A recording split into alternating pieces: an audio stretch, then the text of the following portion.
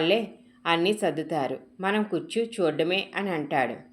ఇక గణాని సిద్ధు, ఏ బాబు ఏంటి నువ్వు చూస్తూ ఉన్నావు, అవన్నీ సర్దు అంటే, ఏంటి నన్నేనా బాబు అన్నావు? అవును నిన్నేరా, మినిస్టర్ మామ మిమ్మల్ని పంపించాడు కదా, త్వరగా ఇవన్నీ సర్దండి అని కుమార్ కూడా ఇక ఘనాతో అంటే ఘనాకైతే చాలా కోపం వస్తుంది. ఏంటి ఇప్పుడు మీరు చాలా ఎక్స్ట్రాలు చేస్తున్నారు, సర్దుతున్నాం కదా అని చెప్తాడు ఘన. సిద్ధు కుమార్తో, చూసావా వీడికి పదవి పోయినా పొగరు మాత్రం తగ్గలేదు అని అంటాడు. ఘన తీసుకొచ్చిన మనుషులు కేఫ్ను సర్దుతూ ఉంటే ఘన అయితే కుమార్తె, ఏయ్ నా కోసం కుర్చీ తీసుకురా అని అంటే, ఇక సిద్ధు, ఏంటి నువ్వు ఎవరికి చెప్తున్నావు, తను ఇప్పుడు మినిస్టర్ గారి అల్లుడు, నువ్వు ఇప్పుడు కుమార్తె సేవలు చేయించుకోవాలని చూస్తున్నావా, ఉండి ఇప్పుడే ఒరే మీ మామకు ఫోన్ చేయరా, వీడి ఇక్కడ కేఫ్ సగ్గా చేయటం లేదు, మమ్మల్ని డిస్టర్బ్ చేస్తున్నాడు అని చెప్పు.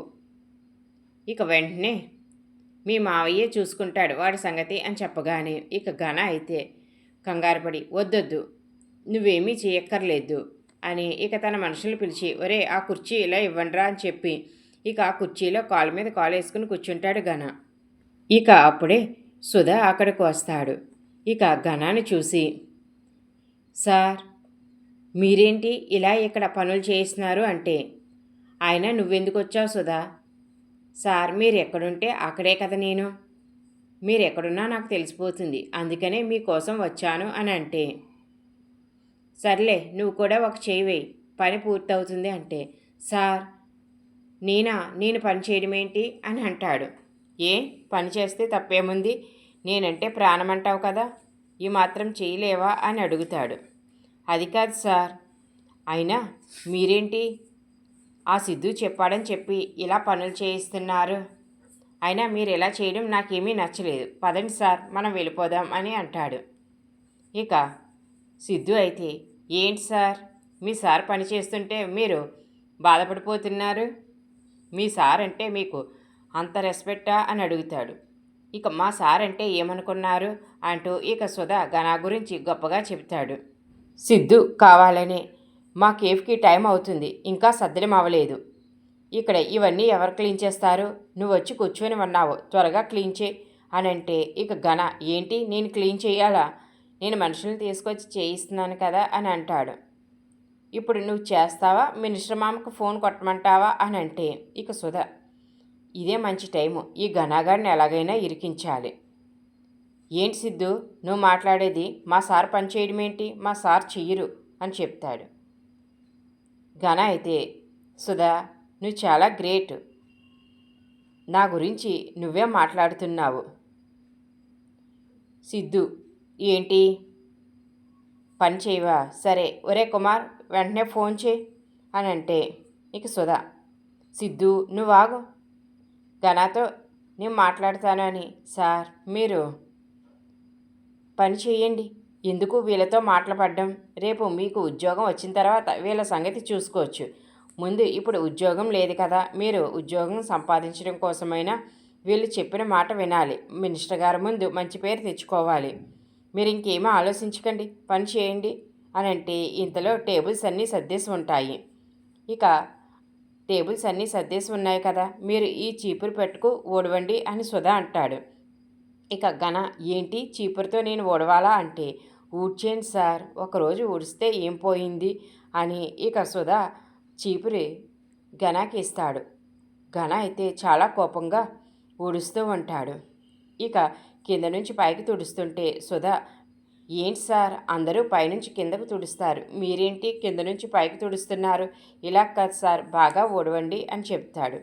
ఏంటి సుధా నువ్వు నన్ను కావాలనే ఇరికిస్తున్నావు కదా అంటే, ఏంటి సార్ మీరు అలా మాట్లాడుతున్నారు, నేను మీకోసం పనిచేసే మనిషిని, నేను మిమ్మల్ని ఎందుకు ఇబ్బంది పడతాను, నేనే చేద్దామనుకున్నాను, కానీ ఆ సిద్ధు మీరే చెయ్యాలని అంటున్నాడు కదా, అందుకనే, లేకపోతే మిమ్మల్ని అసలు ఆ చీపురు పట్టుకొనిస్తానా, మీరు చూస్తున్నారు కదా. సిద్ధు, ఏ బాబు ఆ కుండీ సరిగ్గా పెట్టు అంటే, నేనా అని ఘన అంటాడు. ఇక సుధా అయితే, పెట్టేండి సార్ అని అంటే, ఇక ఘన ఆ చీపురు గట్టతో ఇక సుధాని కొట్టినంత హడావిడి చేస్తాడు. సుధా అయితే చాలా టెన్షన్ పడిపోతాడు. కానీ ఆ రౌడీల దగ్గరికి వెళ్ళి, ఏయ్, మీకు డబ్బులు ఇస్తున్నాను కదా, చెప్పిన పని చేయలేరా? అదిగో ఆ కుండీ పడిపోయింది, అది సరిగ్గా పెట్టండి అని ఇక ఆ చీపురు పక్కన పాడేస్తాడు ఘన. ఇక సిద్ధు అయితే కుమార్తో, మనకు క్లీనింగ్ పని ఎవరు చేస్తున్నారు అని అడిగితే, ఒక అమ్మాయి వచ్చి చేస్తుంది అని కుమార్ సిద్ధుతో చెప్తాడు. అయితే ఆ అమ్మాయిని రేపటి నుంచి రావద్దని చెప్పి, ఈ ఘన బాగా చేస్తున్నాడు, వాడికి ₹1 ఎక్కువైనా ఇచ్చి వాడిని ఇక్కడ క్లీనింగ్ సెక్షన్లో పెడదాము అని అంటే ఇక ఘన చాలా ఆవేశపడిపోతూ ఉంటాడు. ఇక సుధా అయితే, ఏంటి సిద్ధు, ఏం మాట్లాడుతున్నావు? మా సార్కి క్లీనింగ్ చేయాల్సిన అవసరం ఏమీ లేదు అని అంటాడు. ఏంటి సుధా, నిన్ను చూస్తుంటే నువ్వే వీళ్ళకి ఐడియా ఇచ్చినట్లు ఉన్నావు అని అంటే, ఏంటి సార్, నేను మీ నమ్మిన బంటిని, నేనెందుకు అలా ఐడియాలు ఇస్తాను? వాళ్ళు అంటుంటే మీరు ఏమీ చెయ్యరని మీకే సపోర్ట్ చేస్తున్నాను అని అంటాడు. ఇక ఘన తీసుకొచ్చిన మనుషులైతే, సార్ అన్నీ సరిచేసేసాము, కానీ 2 కుర్చీలు మాత్రం అవి విరిగిపోయాయి, అవి అతికించాలి అని అంటే, కుమార్, ఏంటి విరిగిపోయిన వాటిని అతికిస్తారా? లేదు, నాకు కొత్తవే కావాలి అని అంటే, సార్ డబ్బులు ఇవ్వండి సార్, కొత్తవి తీసుకొస్తాము అని అంటే, ఏంటి డబ్బులు ఇవ్వాలా అని ఘన అంటాడు. సుధా, సార్ ఇచ్చేయండి సార్ అంటూ ఇక ఘన జేబులోంచి తన కార్డు తీసి ఆ మనుషులకి ఇస్తాడు. ఇక వాళ్ళు పిన్ని నెంబర్ చెప్పండి అంటే సుధా 420 అంటాడు. అదేంటి సార్, పిన్నికి 4 నెంబర్లు ఉంటాయి కదా అంటే 421 అని చెప్తాడు. ఇక ఘనాకైతే సుధా మాటలకు చాలా కోపం వస్తుంది. సార్ మీరు అలా కోపంగా చూడకండి, నేను మీ నమ్మిన బంటును అని అంటాడు. ఇక ఇచ్చేయండి సార్, ఇచ్చేయండి, మీరు వెళ్ళి ఆ కార్డు తీసుకుని ఇక ఆ కుర్చీలు తెచ్చి పెట్టేయండి అని అంటాడు. కుమార్ అయితే సేమ్ అదే కలర్లో మాకు కావాలి అని చెప్తాడు. ఇక ఆ మనుషులు చైర్స్ తేవడానికైతే బయటికి వెళ్తారు. ఇక సుధా, పదండి సార్, మనం వచ్చిన పని అయిపోయింది, ఆ చైర్స్ తెచ్చేసి వాళ్ళు పెట్టేస్తారు, ఇక పదండి అని ఘనాన్ని తీసుకువెళ్తాడు సుధా. ఇక వాళ్ళిద్దరూ వెళ్ళగానే కుమార్ సిద్ధు అయితే నవ్వుకుంటారు. మరోవైపు ఇందిర అయితే ఇక ప్రేరణ గురించి ఆలోచిస్తూ ఉంటుంది. ఇంతలో ఈశ్వరి వచ్చి, ఏ గంగా అని పిలిస్తే ఇక ఇందిర మాట్లాడకుండా సైలెంట్గా ఉంటే, ఏంటి గంగా అని రెండోసారి గట్టిగా పిలుస్తుంది. ఇందిర ఒకసారిగా ఉలిక్కుపడి, చెప్పండి అమ్మా అని అంటే, నాకు కాఫీ తీసుకురా అని అంటుంది. ఇక ఇందిర అయితే లోపలికి వెళ్ళి కాఫీ తీసుకుని వచ్చి ఈశ్వరికి ఇస్తుంది.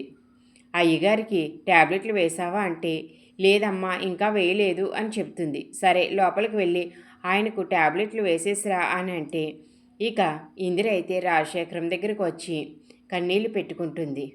మన ప్రేరణ మంచితనంతో సమస్యలు నెత్తి మీద వేసుకుంటుంది. మీరు చూస్తే ఇలా ఉన్నారు, ఇక మా పరిస్థితి ఏమిటి అంటూ బాధపడుతుంటే ఇక రాజశేఖరం కూడా కన్నీళ్లు కారుస్తాడు. ఇక కన్నీటి చుక్క ఇందిర చేతి మీద పడడంతో ఇందిర ఇక, ఏవండి మీకు నేను చెప్పేది అర్థమవుతుందా అని అంటుంది. ఇంతలో అక్కడికి ఈశ్వరి వస్తుంది.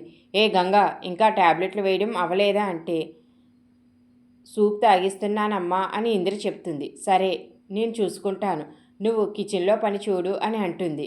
ఇక ఆ సూప్ గిన్ని ఈశ్వరి తీసుకుని గంగను అక్కడి నుంచి బయటకు పంపిస్తుంది.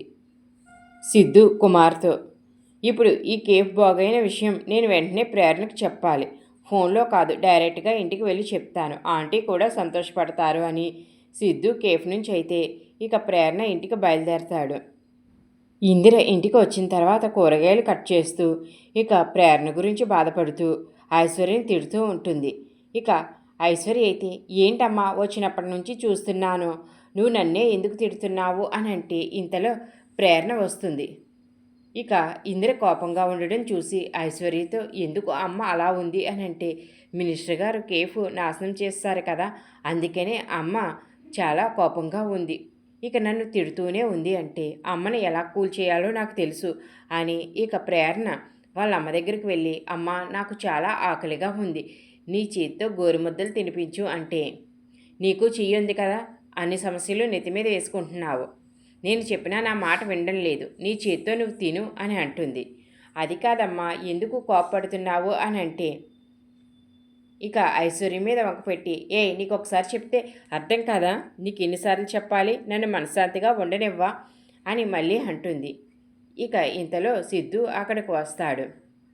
ఏంటాంటీ, మీకు ఎంత చెప్పాను? ప్రేరణకి ఏమీ కానివ్వనని మాట ఇచ్చాను కదా. మీకు ఏదైనా కోపం ఉంటే నా మీద చూపించండి. నాతోనేమో చాలా ప్రేమగా మాట్లాడుతున్నారు, కానీ ప్రేరణ మీద ఎందుకు కోపం చూపిస్తున్నారు అని అడిగితే అప్పుడే పైనుంచి రంజిత్ కూడా అక్కడికి వస్తాడు. అవునండి, మీరు చేసేది కరెక్ట్ కాదు. ప్రేరణ చాలా మంచి అమ్మాయి. తను ఏదైనా నీతిగా నిజాయితీగా చేస్తుంది. ఎవరూ కష్టపడకూడదు అని తను అనుకుంటుంది. అలాంటి మంచి అమ్మాయిని మీరు ప్రతిసారి ఇలా తిట్టడం ఏమీ బాగోలేదు అని అంటాడు. ఇక ఇందిర అయితే, అది కాదు బాబు, ఇప్పుడు ఆ మినిస్టర్ గారు చేసిన పనికి కెఫే నాశనం అయ్యింది. రేపొద్దున మిమ్మల్ని ఏమైనా చేస్తాడేమో అని నాకు చాలా టెన్షన్గా ఉంది. అందుకనే నాకు భయంగా ఉంది అని అంటే, ఇక సిద్ధు, ఆంటీ మీరేమీ బాధపడాల్సిన అవసరం లేదు. మంత్రి గారే ఇప్పుడు కేఫ్ని పూర్తిగా రెడీ చేయించారు. ఏంటి సిద్ధు, నువ్వు చెప్పేది నిజమా అని ఇక ప్రేరణ అడిగితే, అవును ప్రేరణ, ఎవరైతే మన కేఫ్ని నాశనం చేశారో నేను వాళ్ళతోటే కేఫ్ని రెడీ చేయించాను. ఇక రేపటి నుంచి మనం కేఫ్కి వెళ్ళి మన పని ఎప్పటిలాగే చేసుకుందాం అని చెప్తాడు. ఇక ఇందిరాతో, ఆంటీ మీరు కూడా రేపు ఉదయం ఒకసారి కేఫ్కి రండి అని అంటే, ఇక ఐశ్వర్య, ఏంటి సిద్ధు గారు మీరు చెప్పేది నిజమేనా అని అంటుంది. అవును ఐశ్వర్య అని సిద్ధు అంటాడు. ఇక సిద్ధు రంజిత్తో కూడా, సార్ మీరు కూడా రేపు ఉదయం కేఫ్కి రండి అంటే, అలాగే సిద్ధు అని అంటాడు. ఇక సిద్ధు అయితే నేను రేపు ఉదయం కలుస్తానంటూ అక్కడి నుంచి వెళ్తాడు. ఇక తర్వాత రోజు ఉదయం అయితే సిద్ధు ప్రేరణ కేఫ్కి తీసుకువెళ్తాడు. ఇక తర్వాత ఇందిర్ని రంజిత్ కేఫ్కి తీసుకువెళ్తాడు. మరోవైపు ఇక విశ్వనాథం కూరగాయలు తెచ్చుకోవడానికి బయటకు వెళ్తే అప్పుడే దారిలో హరిశ్చంద్ర ప్రసాద్ కలుస్తాడు. విశ్వనాథం హరిశ్చంద్ర ప్రసాద్ చిన్ననాటి స్నేహితులు. ఇక ఒకరినొకరు చూసుకుని చాలా ఆనందపడతారు. ఇక నువ్వేం చేస్తున్నావు అని పలకరించుకుంటారు. ఇక హరిశ్చంద్ర ప్రసాద్ అయితే రంజిత్ గురించి అడుగుతాడు. ఇక రంజిత్ గురించి అడగగానే విశ్వనాథం అయితే, వాడి గురించి నా దగ్గర మాట్లాడుకు అని అంటే, ఏమైందిరా అని అంటే ఇక జరిగిన విషయం అంతా విశ్వనాథం హరిశ్చంద్ర ప్రసాద్తో చెబుతాడు. ఇక విశ్వనాథంతో హరిశ్చంద్ర ప్రసాద్, నువ్వు రంజిత్ని తప్పుగా అర్థం చేసుకున్నావు. రంజిత్ ఏ తప్పు చేయలేదు అని అంటే, నీకెలా తెలుసు? అయినా వాడిని వెనకేసుకు వస్తున్నావేంటి? వాడు తప్పు చేశాడు, నా కళ్ళతో నేను చూశాను అని అంటే, కళ్ళతో చూసినవన్నీ నిజాలు కాదని హరిశ్చంద్ర ప్రసాద్ ఇక విశ్వనాథంతో చెబితే, విశ్వనాథం రంజిత్ గురించి చాలా బాధపడతాడు. నేను ఆ ఘన చేసిన తప్పుకి నా కొడుక్కి ఇన్ని రోజులు శిక్ష వేశాను, తన్ని దూరం పెట్టాను. ఇప్పటికైనా నీ ద్వారా నాకు నిజం తెలిసింది. ఇప్పుడే నా కొడుకుని నా దగ్గరికి రమ్మని చెప్తాను. నేనే స్వయంగా వాడి దగ్గరికి వెళ్ళి వాడిని నా ఇంటికి తీసుకొస్తానని విశ్వనాథం హరిశ్చంద్ర ప్రసాద్తో చెప్పి ఇంకా అక్కడి నుంచి బయలుదేరతాడు. రంజిత్ కేఫ్లో ఉన్నాడని తెలిసి ఇక విశ్వనాథం కేఫ్కి వెళ్తాడు. అక్కడే ఘన కూడా ఉంటాడు. ఇక విశ్వనాథం కేఫ్కి రాగానే ఘన చెంప అయితే పగలగొడతాడు. అక్కడ ఉన్న వాళ్ళంతా షాక్ అవుతారు. ఇక రంజిత్ కూడా ఆశ్చర్యంగా చూస్తాడు. ఇక విశ్వనాథం ఘనాతో, ఏంటి నువ్వు చేసింది తెలియదని అనుకున్నావా? నిజం ఎప్పటికైనా తెలుస్తుంది. నీ వలన నా కొడుకుని ఇన్ని రోజులు దూరం పెట్టాను అంటూ ఇక రంజిత్ని దగ్గరికి తీసుకుంటాడు. ఇక ప్రేరణ అయితే ఇక రంజిత్ని విశ్వనాథం దగ్గరికి తీసుకోవడంతో చాలా ఆనందపడిపోతుంది. సిద్ధు కూడా చాలా సంతోషపడతాడు. విశ్వనాథం ఘనా గురించి తెలుసుకుని రంజిత్ని దగ్గరికి తీసుకోవడం మీలో ఎంతమందికి నచ్చిందో కామెంట్ చేయండి. ఇలాంటి మరికొన్ని వీడియోస్ కోసం ఇప్పుడే మా ఛానల్ సబ్స్క్రైబ్ చేసుకోండి. ఈ వీడియో మీకు నచ్చినట్లయితే లైక్ చేసి షేర్ చేయండి.